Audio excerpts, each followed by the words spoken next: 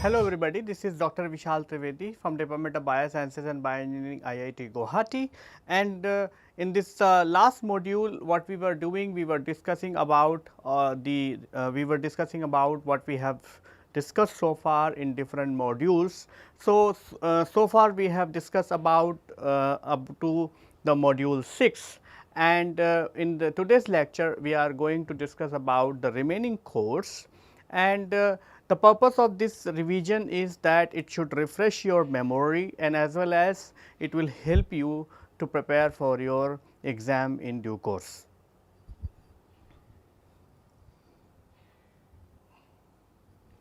So, what we have discussed so far up to the module 6 is that you have isolated a protein. We have first understood about the basics of the host, so that you will be able to choose the appropriate host for your protein productions. Then we have discussed about the strategies, how you can isolate the different types of different genes from the different sources. Either you use the genomic library, cDNA library, or you can use the PCR as a approach to isolate your gene of your interest. Then we have also discussed about the different types of molecular tools which are available for manipulating the DNA, whether it is restriction enzymes or DNA ligases or alkaline phosphatases, or we have also discussed about the molecular tools like linkers or the adapters. By the use of these tools, you could be able to integrate the recombinant your gene of interest into the vector of your choice. So, we have also discussed about the different types of vectors, whether it is a vector for the cloning purposes or the expression purposes.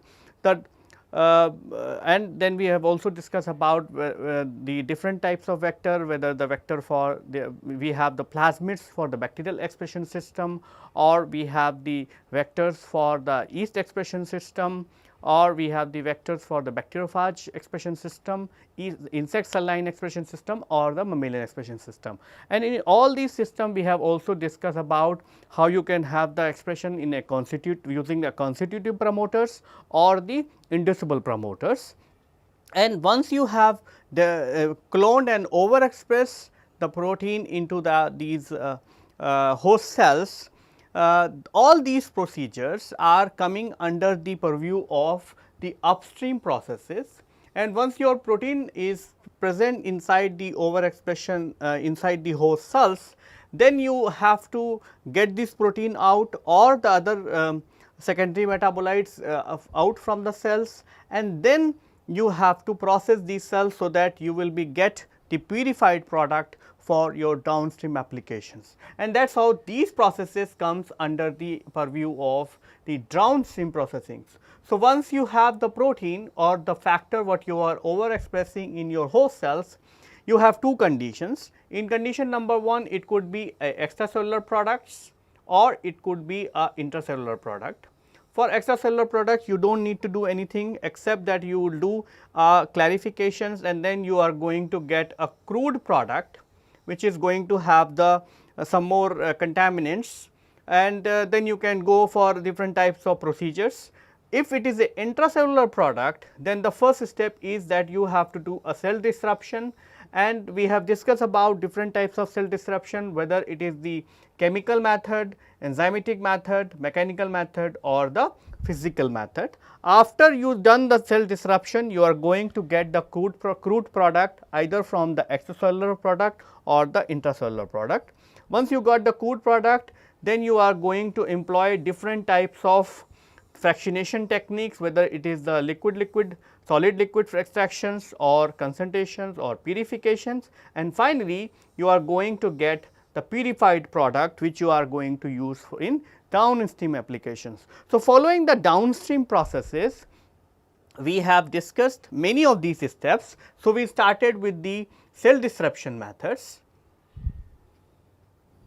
So, in the cell disruption method, we discuss about the 3 different types of cell disruption methods, whether it is the physical method, chemical or the enzymatic method, or the mechanical method, and all these methods are being used depending on the type of host cells you are using, or host cells you are using for overexpression of your protein. If it is a plant cell, you are going to use one set of cell disruption methods. If it is a bacterial cell, then you are going to use was a separate set of cell disruption methods, or if it is a animal cells, then you are going to use the another method of cell disruption method. In addition to that, it also depends the kind of product what you are expressing in your host cells. If the product is thermostable, then you have the different set of cell disruption methods. If it is temperature sensitive, then some of the methods may not be suitable for cell disruptions. On the other hand, when you use the cell disruption method and suppose your product is present inside the mitochondria, then you also have to see that the product should not get damaged. So, the purpose of cell disruption, all the cell disruption method is that it should disrupt the cells, it should release your product, but it should not denature or it should not damage the products. So, we studied many of the physical method. We have discussed about the thermolysis, we have discussed about the osmotic lysis, we have discussed about the sonications and so on. So, in the sonication we have given you, we have also even shown you a demo where I have taken you to my laboratory and we have shown you how to do a sonications. So, sonication is a very powerful cell disruption method, and it actually generates the sonic waves, and because the sonic waves hits the cells, it actually generates a pressure difference within the cell, and that actually lies the cells. So, you can see that you have a sonic probe. In sonic probe you can actually put your sample into this sonic probe, and then the sonic probes are going to generate the sonic waves, and these sonic waves are actually because of the compression and decompression of your liquid very rapidly, because the sonic waves are going to hit the liquid and that actually will cause the compression and decompression very rapidly. The bubbles are going to be formed in the liquid, and because there is a compression and decompression, there will be a change in pressure within the liquid, and that change in pressure is actually going to lyse the cells. Then we have also discussed about the mechanical methods. So, we have discussed about the high pressure homogenizer, and we have also discussed about the bead mill disruptors. So, bead mill disruptor or the high pressure homogenizers are being used in those conditions where the host cell is very sturdy. For example, you can use them for the yeast cells or you can use them for the plants, but mostly people do not use the mechanical methods for the animal cells or for the bacterial cells. So, in the typical bead mill disruptor, what you have is it could be in the vertical direction or it could be in the horizontal direction or in the vertical direction. And one of the classical example which closely resembles to the bead mill disruption is that you might have seen the cement mixer. Okay. So, it is actually exactly the similar kind of thing, and what you have seen is that it has a jacket, and within the jacket you have a shaft.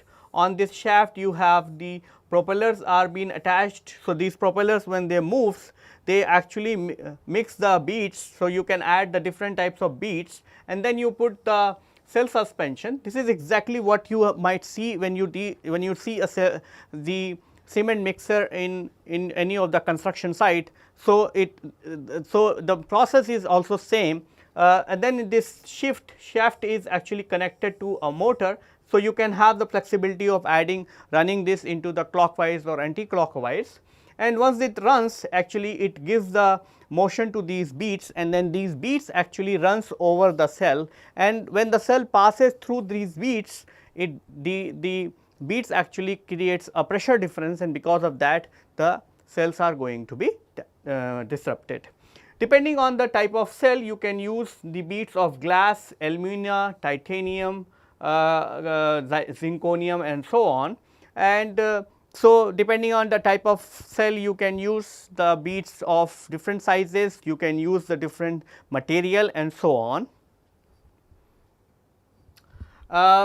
So, once your product is coming out, whether you are producing the product into a extracellular media or whether the product is intracellular, once you have done the cell disruption method, the product is going to be present in the extracellular media, and then you will do a clarifications, and then you are going to have the clear cell lysate or clear extract of your bacterial cells or the host cells, and that actually going to contain your factors whatever you want to purify. So, subsequently to that module, we have also discussed about the different types of purification techniques, but before getting into detail of purifications, we have discussed about how the separation technique works and what is the principle behind the separation techniques. So, for explaining the principle of separation techniques, we have taken an example of 3 molecules. One is called benzene, phenol and aniline, and what we have discussed is that what you see is that all these 3 molecules are very different from each other in terms of the many properties. For example, their mass is very different. Benzene is 78.11, phenol is 94.11 and the aniline is 93. Their densities are very different, their melting point is very different and their boiling point is also very different. Apart from that, all these 3 molecules are having the different functional groups which are attached to the core benzene ring.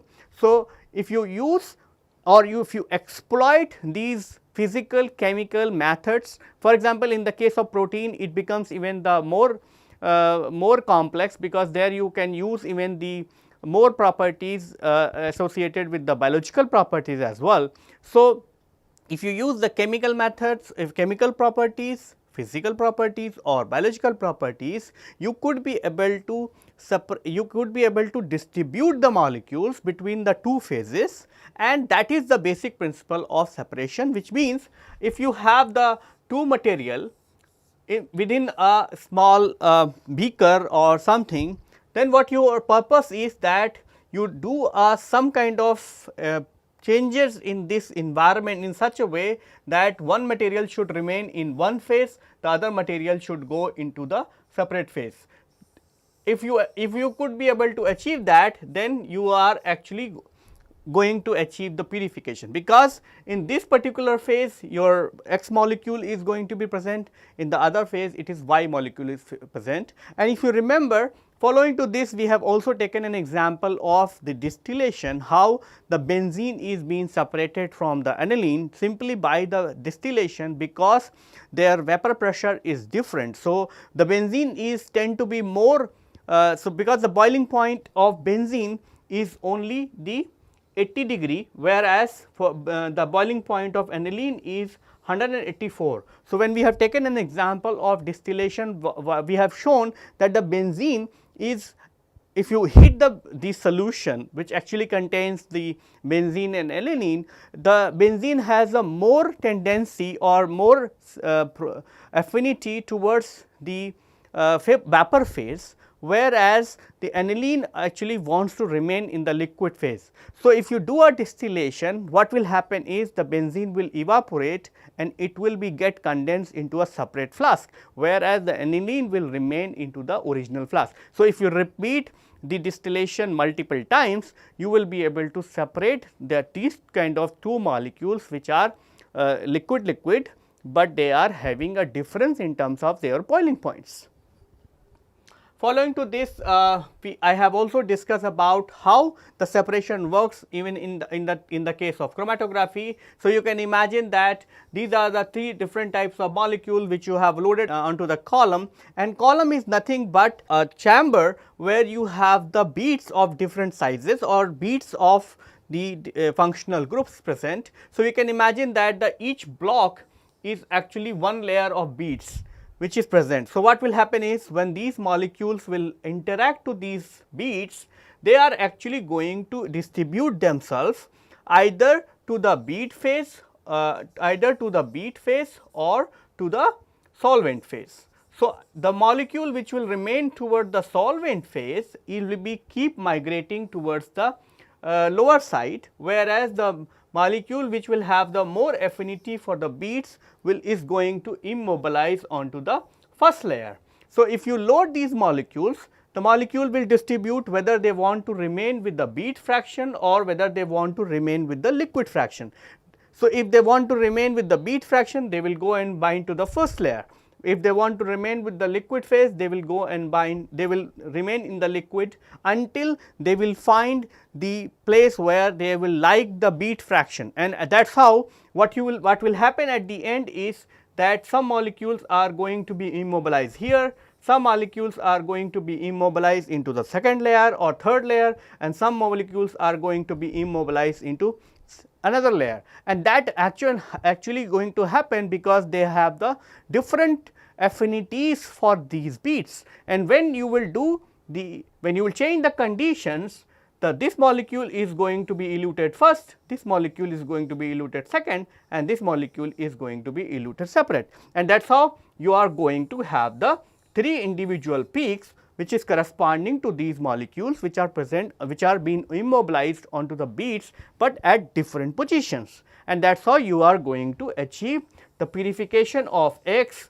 Y and Z, and that is what we have discussed in detail when we were taking about, when we were taking up the how the distribution phenomena is working within the chromatography.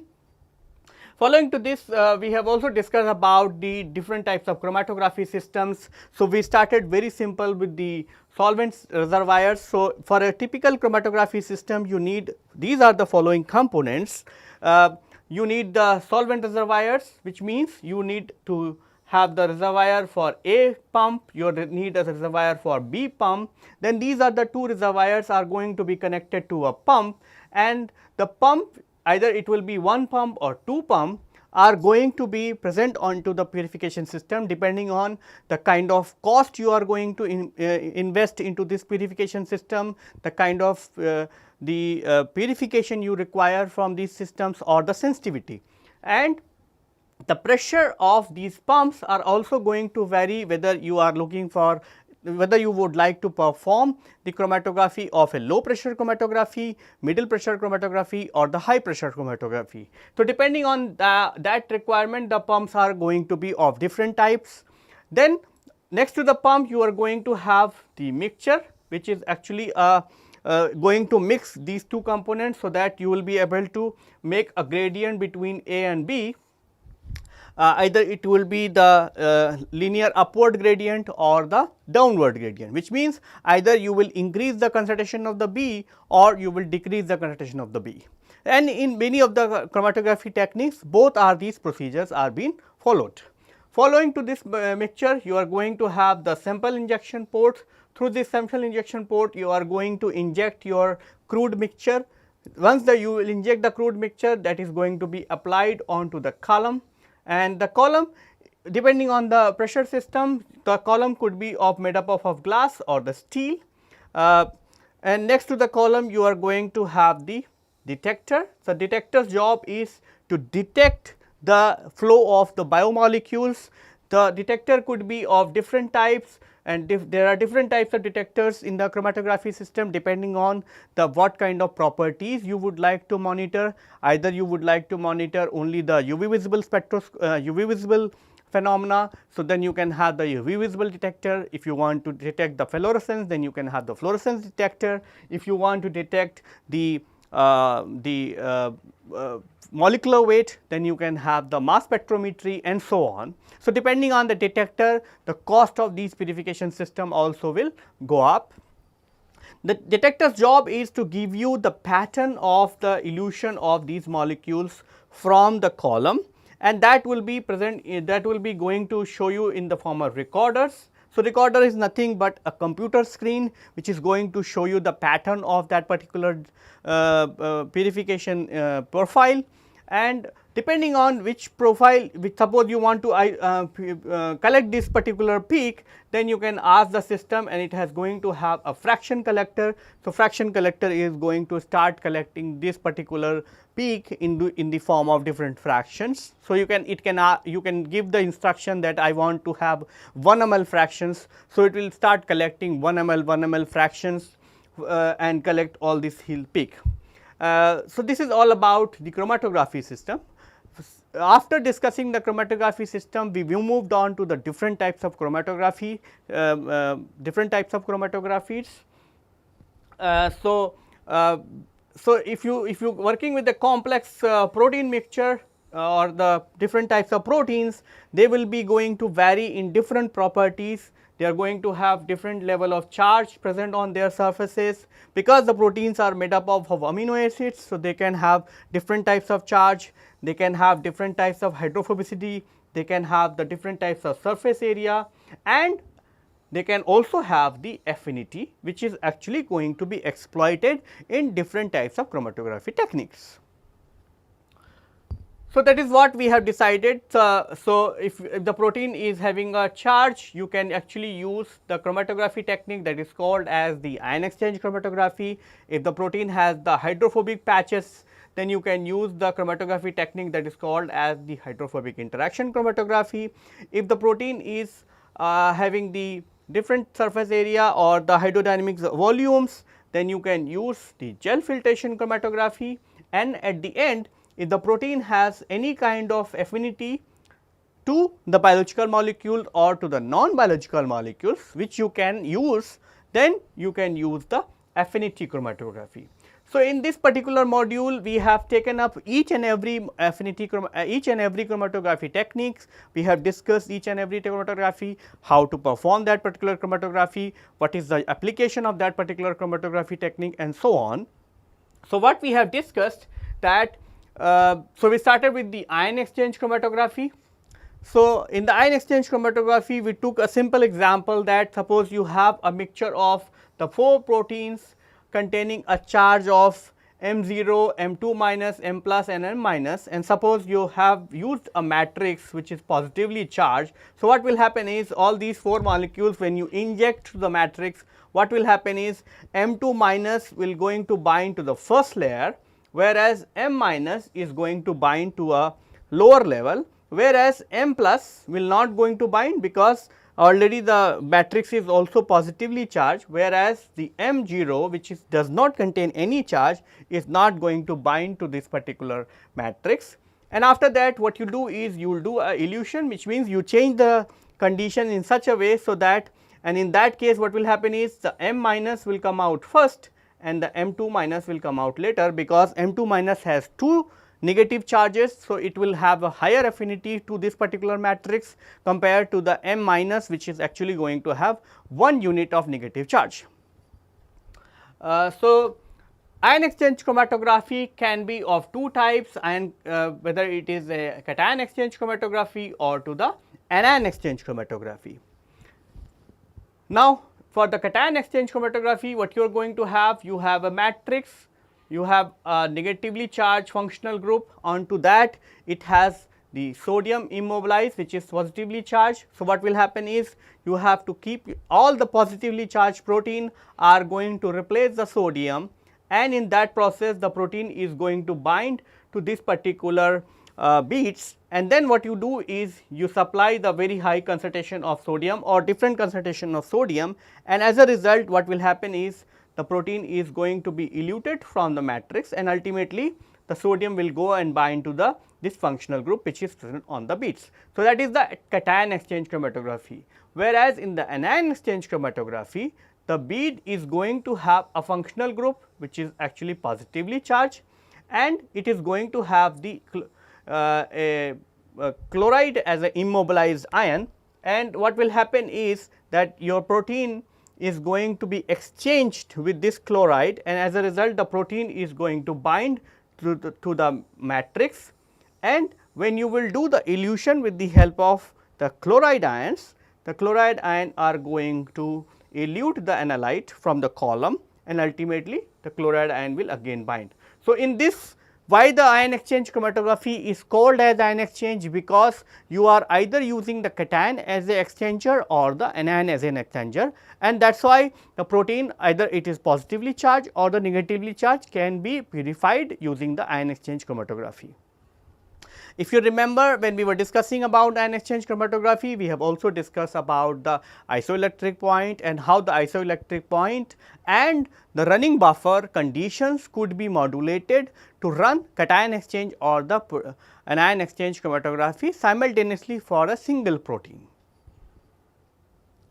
Then we moved on to discuss about the hydrophobic interaction chromatography. Hydrophobic interaction chromatography exploits the presence of the hydrophobic patches, which are actually going to be formed when the protein is actually folding. So, when you can imagine that it has a hydrophobic patch, and when the protein folds, it actually keeps all these hydrophobic patches into the interior core, whereas outside it is actually hydrophilic. So, the question is how you can actually get the hydrophobic patches out of the protein, so that you will be able to exploit these into the purification.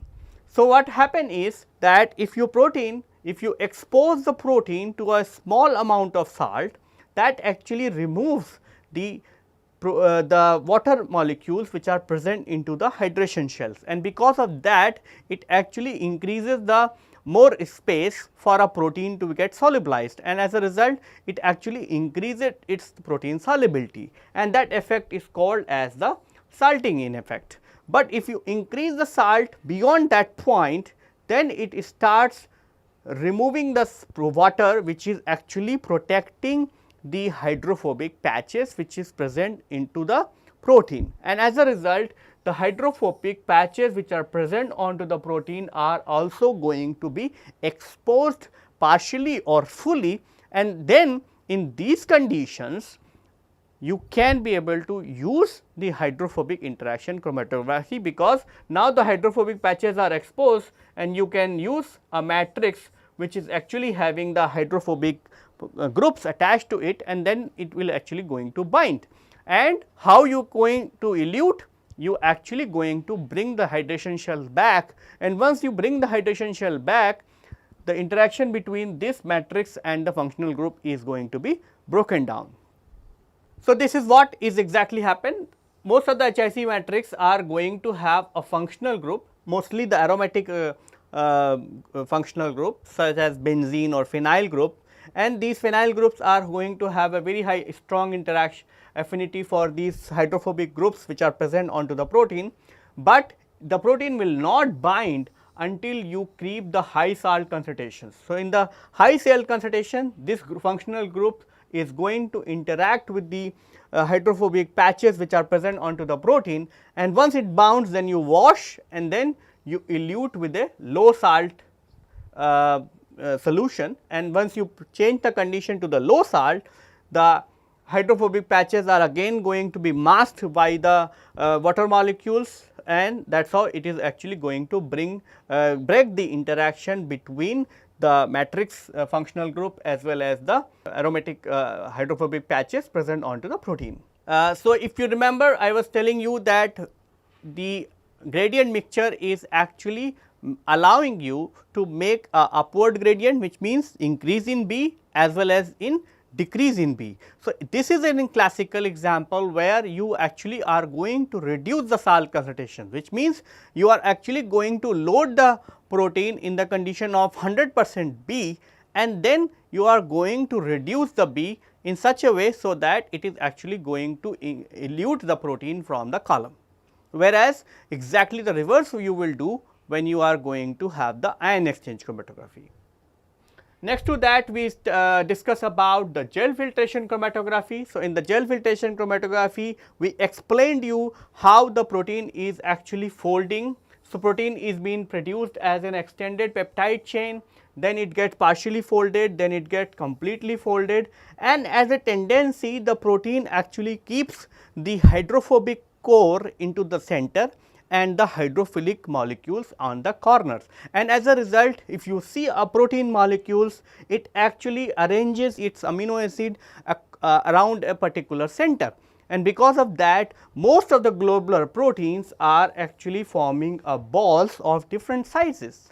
And if you want to see how it happens, that if you have a protein of 5 kilodalton, you are going to which is actually going to have 45 amino acid residues, it is actually going to have the hydrodynamic size, or the diameter of that particular ball should be of 2.45 nanometer, whereas if it is a 15 kilodalton protein, the size would be 3.35 centimeters. So, what you will see is that as the protein size is increasing, the volume or the diameter of this ball is also increasing. So, this is actually mostly applicable only for the globular protein, not for the fibrous protein. If you want to know the examples of globular or the fibrous protein, the globular protein classical example is hemoglobin, the fibrous protein the classical example is our hairs. So, because of this, if you inject a big or the small molecules into a gel filtration matrix, what will happen is that these matrix are having a funnel shape pores onto the surface, and because of that the small molecules are going to sit at the bottom of this pore, whereas the big molecules are going to sit onto the top of this pore, and as a result when they will elute, this molecule is going to be elute first and this molecule is going to be elute at the end. So, because of that the small molecule and the large molecule are going to be separated from each other, and it is going to give you the small molecule later on, big molecule first. After that we have also discussed about the affinity chromatography. We have discussed that affinity chromatography means the interaction between the ligand and the receptor. So, affinity chromatography is based on the principle of the receptor and ligand. It believes that there is a receptor, then there is a ligand, and all these receptor and ligand interactions are very specific. They are very specific simply because you have the shape complementarity playing in a between the receptor and the ligand. Then you have the different types of functional group which are present onto the receptor and the ligand, which is actually be not going to present in any other combination of receptor and ligand.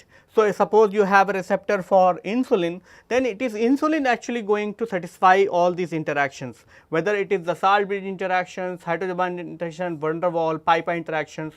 All these interactions are going to be met by the cognate ligand, not by the any other ligand, and because of that the receptor and the ligand are going to be very specific. So, exactly what is this? So, you have an option of immobilizing either the ligand or the receptor. So, if you immobilize the ligand, suppose this is a receptor. So, this is an enzyme which has an affinity for this particular ligand. So, what will happen is you have coupled the ligand to the matrix, and the enzyme will go and bind to this particular ligand. Then you can add the competitors, which means you can add another molecule which will have a higher affinity for this particular enzyme, and as a result what will happen is the enzyme will go and bind to this particular ligand which is in the solution compared to the ligand which is present onto the matrix. That is called as the specific elutions. But if you want to do a non-specific elution, then you can actually play with the interactions which are playing crucial role in making the interaction between this ligand and the receptor, and you can change the pH or you can increase the kinetic strength, and ultimately either you use the specific affinity elutions or you will use the non-specific elutions, you are going to get the purified enzyme. We have discussed different types of chromatography, different types of affinity chromatography. We have also discussed how you can be able to produce the receptor or the ligand. We have also discussed about that how you can produce the antibodies and how you can purify the antibodies utilizing the same affinity chromatography technique only. And then we have taken couple of examples of bioaffinity chromatography, we have taken pseudo affinity chromatography examples and so on. We have also shown you how to perform these chromatography techniques. So, for that purpose I took you to my laboratory. We have shown couple of demos how to do the gel filtration chromatography, how to do the nickel NTA chromatography, and we have also take you to our laboratory to show you how a protein purification system look like and so on. So, in this is a classical examples of bioaffinity chromatography, where we have taken an example of GST GSH complex, and where the GST is the receptor and the GSH is the substrate. So, in this case we are taking an example of the enzyme substrate as a pair instead of the receptor and ligand, and you can have the you couple the GST to your recombinant protein, and that is how you can be able to use this particular bioaffinity chromatography to purify the protein of your interest. Once your product is purified, then you are going to have the product, but the product is useless until it is not going to be characterized, which means you have to do lot of quality testing to know that this product what I am purifying is of high standard, it is the same product what it should be, and so on. And product characterization is always being done by a set of the parameters. For example, once as soon as you produce the product, you are going to calculate the molecular weight. Then you are going to calculate, or you want to see the functional groups. For example, if I am making a phenol,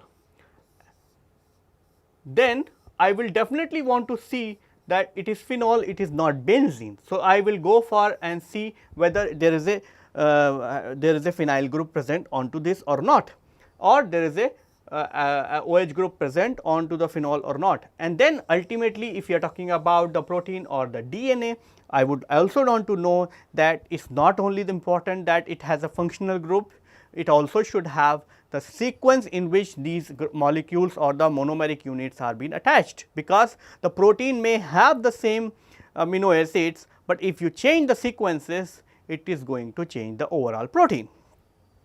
So, for the molecular weight determinations, we discuss about the gel filtration chromatography, we discuss about the electrophoresis, and for the functional groups we discuss about the UV visible and IR spectroscopy, whereas for the protein sequencing we discuss about the sequencing techniques, Edman degradation method or any other methods.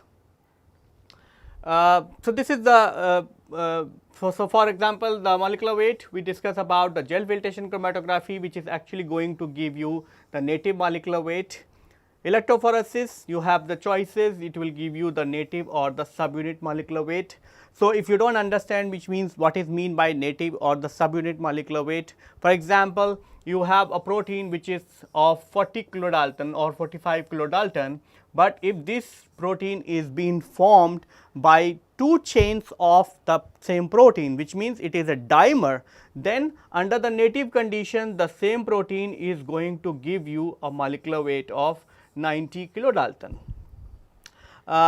Then the mass spectrometry, that actually will give you the native or the subunit molecular weight depending on the type of ionization source you will use. Then for the functional groups, you can use the IR or the UV visible spectroscopy, and that will give you the information about the functional group.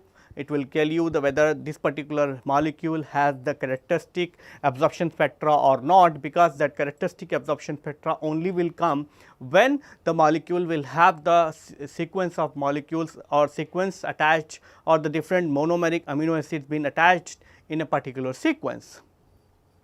And then we also discuss about the sequencing techniques. So, that will actually will tell you the arrangement of monomer, because that is very much relevant in terms of the biological molecules such as protein or DNA, because the protein and DNA are the polymer of amino acid or the nucleotide, but the sequence of amino acid or the sequence of nucleotide is very important for the functional outcomes of that particular proteins or the DNA.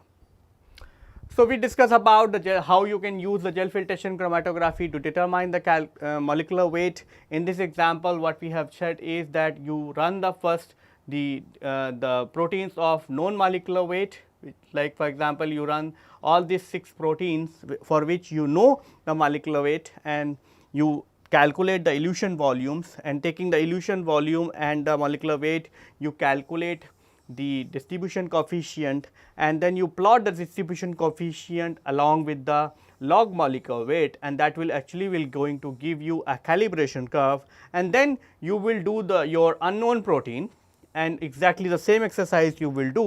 You will going to calculate the distribution coefficient for your unknown protein as well, and using the distribution coefficient and using the this calibration curve, you could be able to calculate the native molecular weight using the gel filtration chromatography.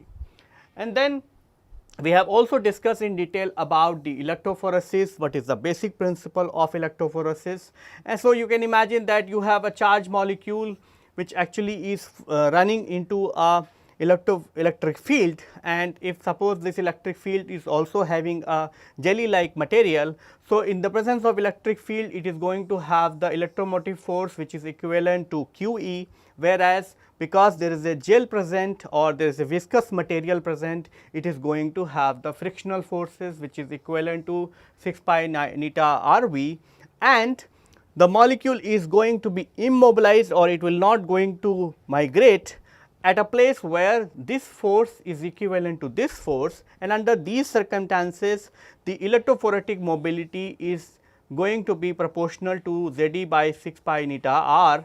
And if you see that this particular value is constant, which means the relative electrophoretic mobility is directly proportional to the charge and inversely proportional to the mass. So, using this particular type of equation, you can be able to design the electrophoresis in two different mode. In one mode where you are not going to play with the intrinsic charge of that particular molecule, and in those cases the electrophoretic mobility will be at the basis of charge by mass ratio. But if you keep the charge constant, then the electrophoretic mobility will be inversely proportional to the mass of the charge, which means if you are going to run the protein under the presence of the SDS, which is actually going to make the charges equivalent, the small molecule is going to run faster, the large molecule is going to run slower. Apart from that, we also discuss about many types of technical details. For example, why you need a stacking gel, why you need a resolving gel, what is the purpose of different reagents in the stacking gels, and why you keep the pH of the 6.8 when you are running a stacking gel, and so on. And we have given you a very in-depth and detailed demo how to perform the electrophoresis techniques. While we took you to our laboratory where we have shown how to cast the gels, how to resolve the samples, how to prepare the samples, how to stain it and how to de-stain, and then afterwards we have also discussed about the image analysis as well. So, then we discuss about different types of stain which you can use. So, you can use the Commercial Blue R250 or all other stains, and they are the purpose of these stains are very different, and depending on the type of application you would like to explore, you can use any of these stains. So, this is just a classical example of what will happen if you stain a gel with the Commercial Blue. It is going to be a black sheet, but once you done with the de-staining step, what will happen is the dye is going to be removed from all those places where the protein is not present, and as a result you are going to get a very nice contrast, and as a result you are going to see a protein bands onto the SDS page. So, then we also discuss about different types of in-depth analysis of image analysis using different softwares and as well. And the point what we have covered while we were discussing about the image analysis is that how you can use the image analysis to calculate the molecular weight of the unknown proteins. So, what for that what you are going to do is you are going to run a molecular weight marker where you are going to know the molecular weight of these proteins, or you will run the known molecular weight proteins. Then based on their distances from the well and the dye front, you can be able to calculate the RF values of all these different proteins, and then the same exercise you will do for your unknown protein, and using the calibration curve you could be able to calculate the molecular weight. So, apart from calculating the molecular weight, you can be able to do a lot of things when we are doing the image analysis. You can be able to detect the bands, you can be able to calculate their intensity, you can be able to subtract the background, so that there will be more uniformity while you are doing the image analysis and so on. And then you can also, so we have discussed some of the classical examples also, how you can use the SDS page. So, with the help of running a protein into a native page versus the SDS page, you can be able to even calculate the oligomeric status of the protein. So, oligomeric status would be is going to be equivalent to the molecular weight what you calculate from the native conditions divided by the molecular weight of the what you are going to get the SDS page. For example, if you do a native page, you are going to get the molecular weight as 90 kDa, whereas if you do the SDS page, you are going to get the molecular weight as the 45 kDa.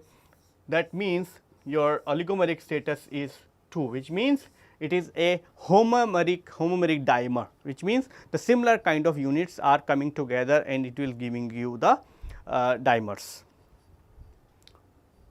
Then we took the examples of Western blotting. We are also showing you a very in-depth demo how to do different steps of Western blottings, where first you are going to run the SDS page, then you are going to transfer the SDS page onto a nitrocellulose membrane, then you are going to treat the nitrocellulose membrane with the primary antibodies, then you are going to do a washing step, then you are going to treat it with the secondary antibodies, and then ultimately you are going to use the development. You can do a development with the help of the enzyme substrates such as DAB, or you can actually use the chemiluminescent substrates. Both are these methods we have discussed while we were showing you the demo.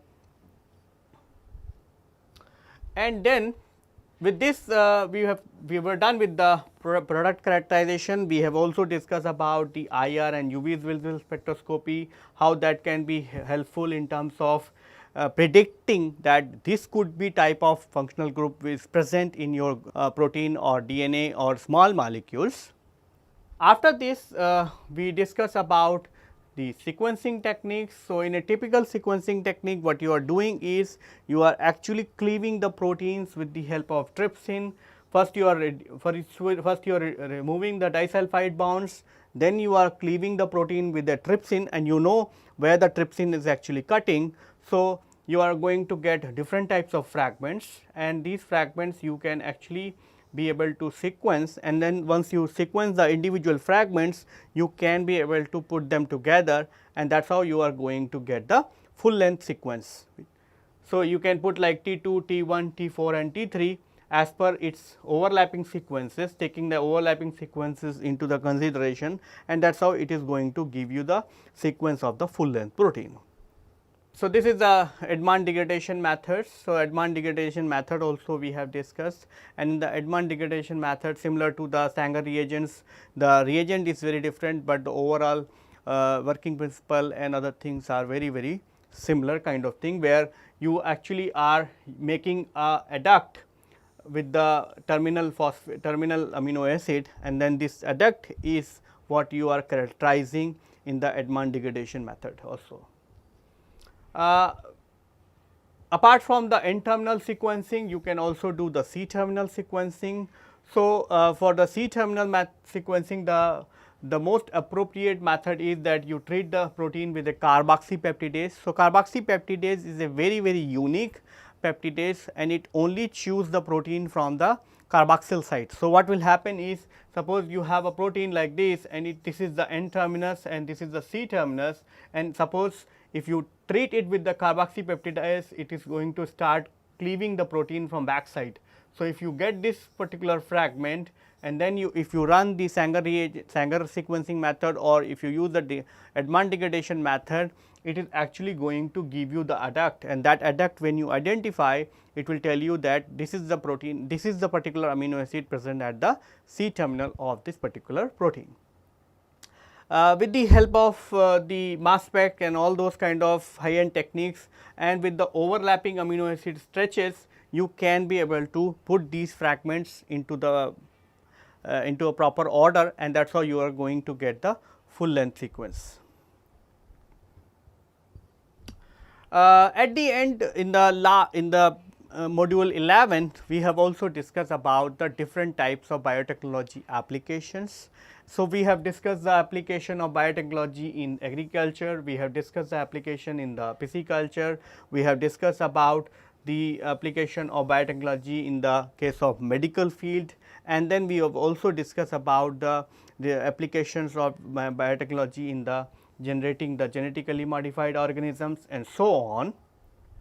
So, in general what we have tried is that we have tried to give you a glimpse of the applications of biotechnology in separate fields. That does not mean that these are the only applications of biotechnology. Biotechnology is a very vast field, it has a lot of scope. So, what we are showing you are the classical examples of the applications of biotechnology, but there is a lot of applications which are people are discovering and people are using the biotechnology for many purposes. So, in the case of biotechnology in plant sciences, we discuss about how to generate the transgenic plants, or we have discussed about many techniques which were popular before the genomic era, where people were using the different types of grafting techniques to make the new species of the plant, or at least to improve the crop yield and other kind of applications. But once the genomic era started, then people were started developing the insect control or insect resistant plant. Then they started developing the herbicide resistant plants, and then they started developing the disease resistant plants, and then ultimately they started developing the abiotic or the biotic stress plants, so that it will actually going to improve the overall yield of that particular plant, so that it will going to give you the more food grains, and that actually will going to help the human society. And at the in this context also we have discussed about the plant tissue culture as well. So, while we were discussing about the plant tissue culture, we took you to our laboratory. We started with the plotted plant, how to select the X plant, how to do the surface sterilization of the X plant, how you inoculate the X plant, and then once the callus is being formed, we have shown you how you can change the media components, and that actually will allow the root and shoot formations, and then ultimately we have shown you how to do the acclimatization as well as the hardening steps, so that you will be able to develop these plantlets into a fully grown tree, and or the plantlets which are actually going to have the applications in the fields. In the animal sciences, we discuss about the artificial insemination as well as the embryo transfer, and what we have discussed in the embryo transfer is that many times what will happen is that when you have a very good breed cow or buffalo or the cattle, you cannot afford to have the those species, but what you can afford is having the embryos. So, what will happen is that the embryos are being transferred from the good cow to or the high yield cow to a low yield cow, so that you will have more number of these cows, and then you will actually be able to have the more production of milk and other kind of things. So, we discuss all these details in detail. Then we discuss about the application of the biotechnology in the medical field, and we discuss about that how the biotechnology has allowed to produce the therapeutically important proteins, and we took the few examples like factor 8, factor 9 for hemophilia, tissue plasminogen activator for thrombosis, lactoferrin for GI tract infections and so on.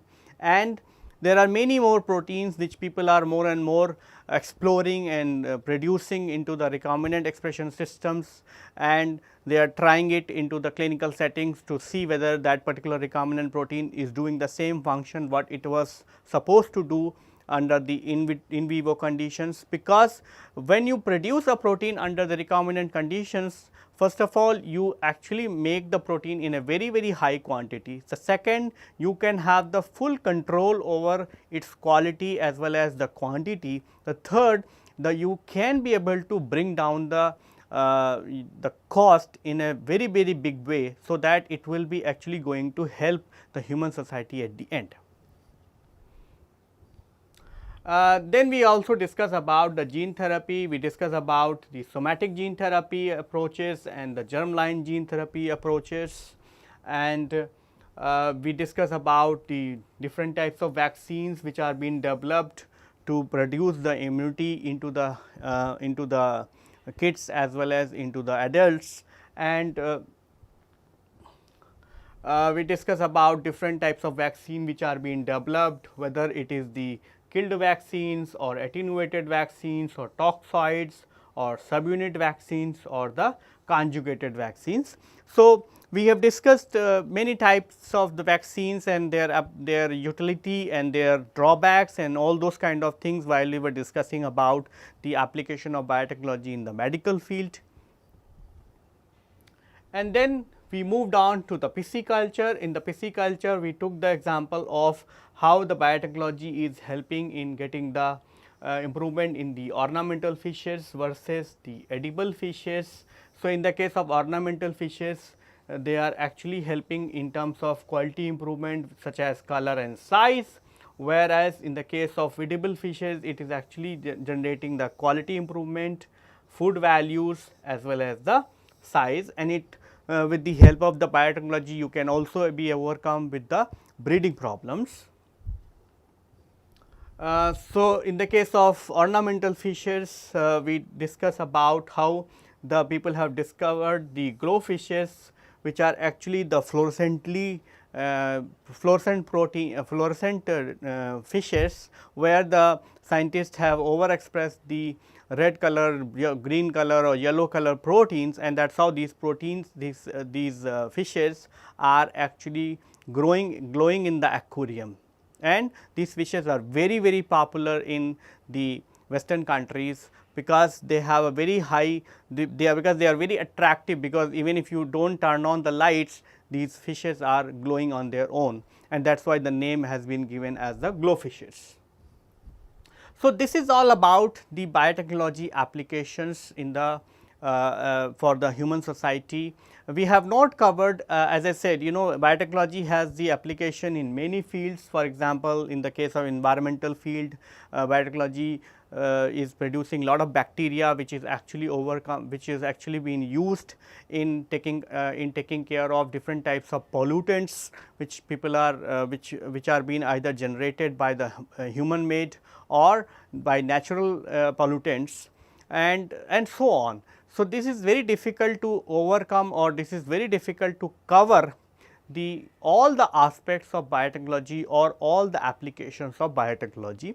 So far we have summarized all the aspect what we have discussed in this course. The purpose of summarizing and revising these aspect is simply to refresh your memories. You may be missing some points, and also in case you want to read or you want to study or you want to discuss those points again, you can be able to have an opportunity at this moment that you can discuss these points with me, and we can actually sort out your confusions or any kind of things, because ultimately after this particular module you are actually going to face the exam, and the assignment what you are going to get in this particular week is also going to have the real flavor how the endsem exam is going to be, endsem exam is going to be the pattern of the particular type of endsem exam. So, at the end I hope you might have enjoyed this course, and you might have learned many things, and I have tried my level best to explain you different aspects of genetic engineering.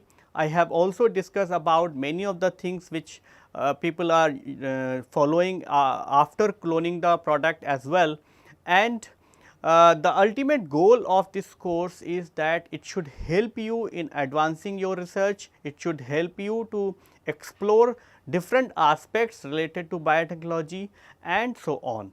So, with this I would like to conclude our lecture here. Thank you.